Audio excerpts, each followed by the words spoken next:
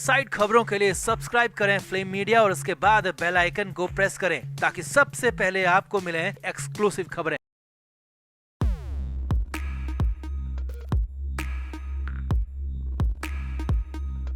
संजय राउत को क्या लग रहा था कि वो अब आजाद हैं? वो ईडी के चंगुल से पूरी तरह निकल चुके हैं और संगीन आरोप लेकर खुली हवा में सांस लेना इतना आसान है? तो ऐसा बिल्कुल भी नहीं है, क्योंकि अब बॉम्बे हाईकोर्ट से जो खबर आ रही है उसने संजय राउत को कहीं का नहीं छोड़ा। और ये खबर संजय राउत के लिए जितना बड़ा झटका है उससे ज्यादा बड़ी खुशखबरी ईडी के लिए है, क्योंकि ईडी लगातार कोशिश कर रही थी कि कैसे भी संजय राउत को मिली जमानत रद्द हो जाए और अब वो दिन आ गया है। कोर्ट ने तारीख का ऐलान कर दिया है। इस तारीख को संजय राउत को सबसे बड़ा झटका लगेगा। तो बड़बोले संजय राउत की दोबारा जेल यात्रा शुरू होने वाली है। अब इस खबर से जुड़ी सारी अपडेट आपको दिखाते हैं। आप भी वीडियो को शेयर करें और क्या संजय राउत को दोबारा जेल होनी चाहिए, इस पर बॉम्बे हाई कोर्ट का क्या फैसला आया है आपको भी बताते हैं। आप भी अपनी राय कमेंट बॉक्स में जरूर दें। तो जब से संजय राउत जेल से बाहर निकले हैं धमा चौकड़ी मचा रखी है। जैसे एक बंदर पिंजरे से निकलकर एक पेड़ से दूसरे, दूसरे से तीसरे और चौथे और न जाने कितने ही पेड़ों पर छलांग लगाता रहता है, ठीक उसी तरह संजय राउत भी हर मामले में खूब बयानबाजी कर रहे हैं। राज्यपाल का मामला हो, दिल्ली के श्रद्धा मर्डर केस का मैटर हो, प्रधानमंत्री से जुड़ा कुछ मसला हो या फिर छत्रपति शिवाजी या वीर सावरकर से जुड़ा, राउत हर मामले में बेधड़क होकर मीडिया के सामने बोल रहे हैं। हाल ही में तो संजय राउत ने film the Kashmir files controversy पर भी खूब बयान दिए, मगर राउत की ये आजादी जल्द ही खत्म होने वाली है, क्योंकि अब सीधे बॉम्बे हाई कोर्ट से डंडा हुआ है, जिसके बाद न सिर्फ संजय राउत बल्कि सह आरोपी प्रवीण राउत की भी मुश्किलें बढ़ गई हैं। दरअसल बॉम्बे हाई कोर्ट ने धनशोधन के मामले में बड़ा फरमान सुनाया है। कोर्ट ने ईडी की उस याचिका को स्वीकार कर लिया है जिसमें ईडी ने आरोपी शिवसेना के राज्यसभा सांसद संजय राउत की जमानत को रद्द करने का अनुरोध किया है। जी हां, हाईकोर्ट ने जमानत रद्द के लिए विनती करने वाली ईडी की याचिका को मंजूरी दे दी है और हाईकोर्ट ने 12 दिसंबर को इस याचिका पर सुनवाई के लिए तारीख भी दी है। शिवसेना नेता संजय राउत के अलावा ईडी ने सह आरोपी प्रवीण राउत की जमानत को भी चुनौती दी है और 12 दिसंबर को संजय राउत और प्रवीण राउत दोनों की ही जमानत रद्द करने वाली याचिका पर बॉम्बे हाईकोर्ट में सुनवाई होगी। यहाँ आपको बता दें कि हाल ही में न्यायमूर्ति MS कार्नी की एकल पीठ ने इस मुकदमे की सुनवाई से खुद को अलग कर लिया था, जिसके बाद ईडी की ओर से पेश हुए अतिरिक्त सॉलिसिटर जनरल अनिल सिंह ने न्यायमूर्ति अनुजा प्रभुदेसाई के समक्ष याचिका लगाई और न्यायमूर्ति अनुजा प्रभुदेसाई ने ईडी की याचिका को न सिर्फ स्वीकार किया बल्कि 12 दिसंबर की तारीख सुनवाई के लिए भी दे दी। अब ईडी को पक्का विश्वास है कि कोर्ट में वो अपनी बात साबित कर देंगे और संजय राउत और प्रवीण राउत दोनों की ही जमानत को रद्द करवाकर उन्हें दोबारा जेल में डलवा देंगे। ईडी सूत्रों की माने तो उनके पास तमाम सबूत और गवाह हैं जो कि कोर्ट में ये साबित कर देंगे कि दोनों ही राउत का जेल से बाहर रहना कितना खतरनाक हो सकता है।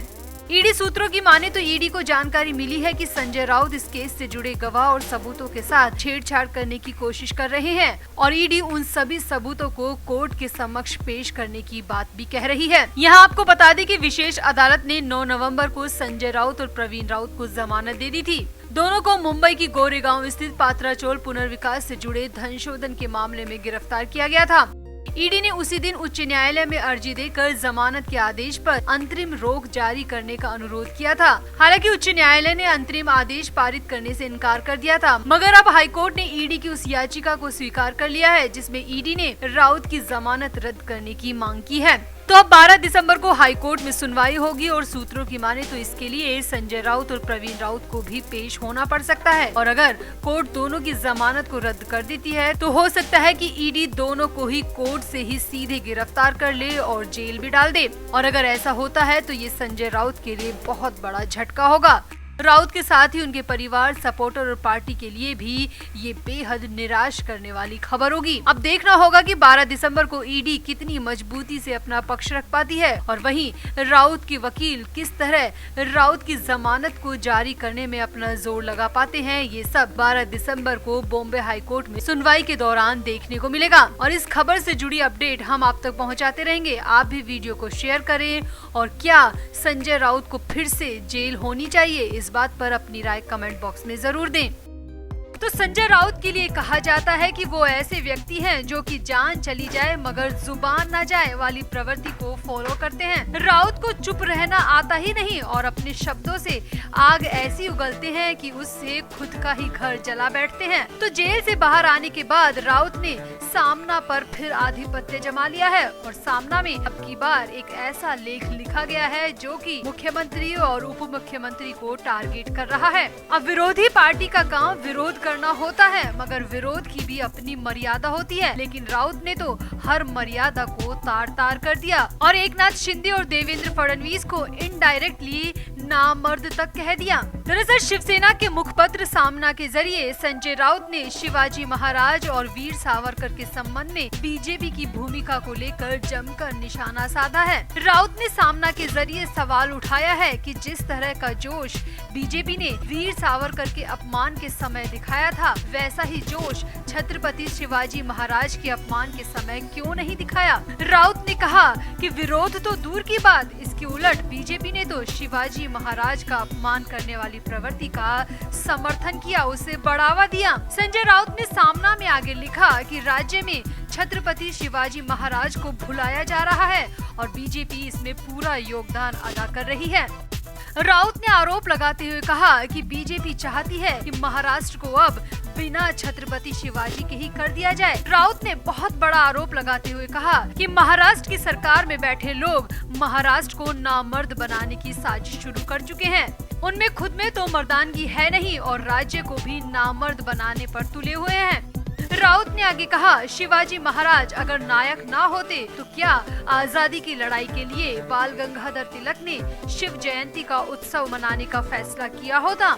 राउत ने आगे सवाल पूछते हुए कहा कि तिलक ने शिवाजी महाराज और गणपति को घर से सार्वजनिक पंडाल तक लाने का काम किया। शिवाजी भवानी के नाम से ही संयुक्त महाराष्ट्र की लड़ाई लड़ी और जीती भी, जिसके बाद ही मुंबई महाराष्ट्र को मिली। क्या शिंदे और फडणवीस ये सब मिटा देना चाहते हैं? शिवाजी महाराज की बहादुरी का इतिहास खत्म कर देना चाहते हैं? राउत ने कहा, मैं साफ साफ शब्दों में कहता हूँ, मराठी होकर अगर जो व्यक्ति शिवाजी महाराज का नाम नहीं लेता वो मर्द है ही नहीं, वो हमारी नजर में नामर्द है और वो पूरे महाराष्ट्र को भी नामर्द बना देना चाहते हैं। मगर हम शिवाजी महाराज की शिवसेना हैं, हम हमारे जीते जी ऐसा बिल्कुल भी नहीं होने देंगे। राउत ने सीएम शिंदे पर हमला करते हुए कहा कि शिवसेना पर कब्जा तो करना चाहते हो, खुद को शिव सैनिक कहते फिरते हो, तो भी अपनी आंखों के सामने शिवाजी महाराज का अपमान कैसे होने दिया। राउत ने सामना में आगे लिखा कि मोहम्मद पैगंबर पर विवादित टिप्पणी के बाद इस्लामी और अरब राष्ट्र ने इसका विरोध किया था तो फौरन नुपुर शर्मा को पद और पार्टी से हटा दिया गया था, मगर छत्रपति शिवाजी का अपमान करने वालों का समर्थन किया जा रहा है। बदनामी करने वालों का बाल भी बांका नहीं हुआ, वो आज भी अपने पद पर बने हुए हैं। राउत ने कहा, राज्यपाल भगत सिंह कोश्यारी और सुधांशु त्रिवेदी अब तक अपने पदों पर क्यों बने हुए हैं? उन्हें भी नुपुर शर्मा की तरह आईना क्यों नहीं दिखाया जा रहा? यहाँ आपको बता दें कि कुछ दिन पहले एक कार्यक्रम में मंच से बोलते हुए राज्यपाल भगत सिंह कोश्यारी ने कहा था कि आज अगर आपको आदर्श तलाशने हैं तो बाहर जाने की जरूरत नहीं है, आप महाराष्ट्र में ही अपने आदर्श पा सकते हैं। राज्यपाल कोश्यारी ने आगे कहा था, शिवाजी महाराज पुराने समय के आदर्श है, मैं एक नए युग की बात कर रहा हूँ जहाँ पर डॉक्टर अम्बेडकर से लेकर नितिन गडकरी आपको मिल जाएंगे। वहीं बीजेपी के राष्ट्रीय प्रवक्ता सुधांशु त्रिवेदी ने कहा था कि छत्रपति शिवाजी महाराज ने औरंगजेब को 5 बार पत्र लिखकर माफी मांगी थी। त्रिवेदी के इस बयान के बाद महाराष्ट्र में काफी बवाल भी मचा था और अब राउत ने सामना के जरिए सुधांशु त्रिवेदी और राज्यपाल को बर्खास्त करने के साथ ही शिंदे और फडणवीस को भी बुरी तरह लताड़ लगाई है। क्या राउत की शिवाजी महाराज के लिए लड़ाई बिल्कुल सही है? और अगर लड़ाई सही भी है तो क्या किसी को नामर्द कहना उचित है? आप भी राउत की बातों पर अपनी राय कमेंट बॉक्स में जरूर दें और वीडियो को भी शेयर करें।